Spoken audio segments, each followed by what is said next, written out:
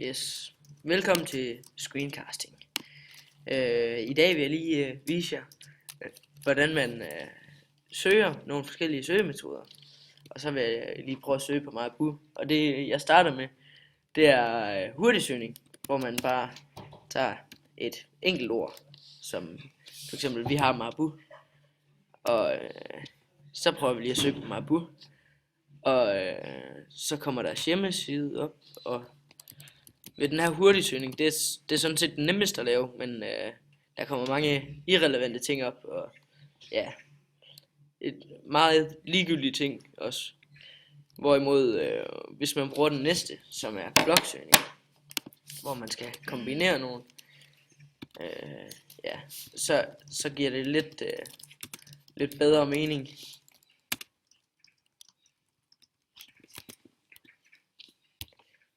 Fordi så kommer den op med det, altså så kombinerer den de tre søgeord og finder sider, hvor alle tre de forekommer. Men man kan også vælge at skrive eller i stedet for, og så kommer den op med andre, altså så udvider den søgefelt til steder, hvor bare et af de tre forekommer, men samtidig så søger den på alle tre samtidig. Så hvis der kommer nogle hjemmesider med alle tre, så kommer de jo også. Så er der kædesøgning, som er de to første søgninger blandet sammen. Fordi ved kædesøgning, der starter man med en lille hurtigsøgning, og så kigger man lige lidt nedad. Så kan vi kigge for eksempel måske på Wikipedia. Så kan vi se, der står, ja, det er et svensk chokolademærke, og så kan vi lige prøve at søge. Og så med de informationer, man finder her, så laver man det til en bloksøgning i stedet for. Så prøver vi lige at sige,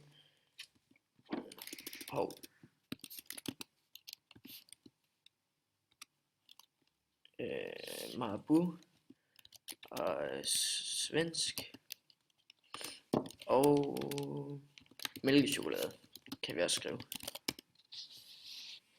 Så kommer der nogle historier op, hvor de alle tre de forekommer. For eksempel lige der, historien om Marabu. Så kan vi gå ind. Det giver en lidt mere fast søgeform, og det er lidt nemt at finde lige herinde på hjemmesiden.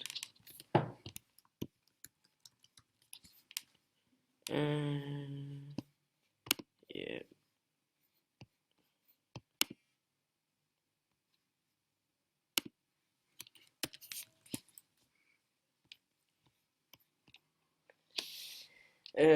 Så er der den sidste søgeteknik, og det hedder trunkering.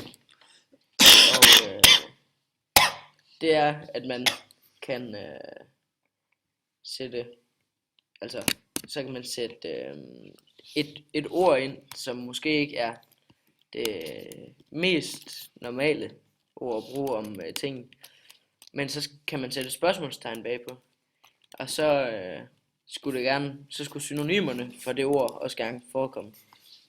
Eller nu ved jeg så ikke med Google, om det er spørgsmålstegn eller stjerne, så vi prøver bare lige.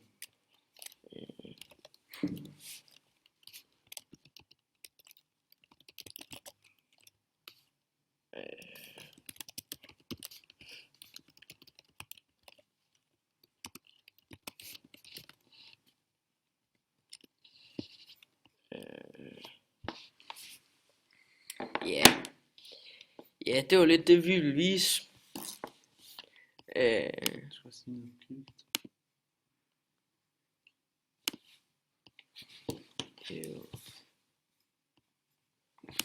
Men ja, fuck kommer ud af det her. Slut.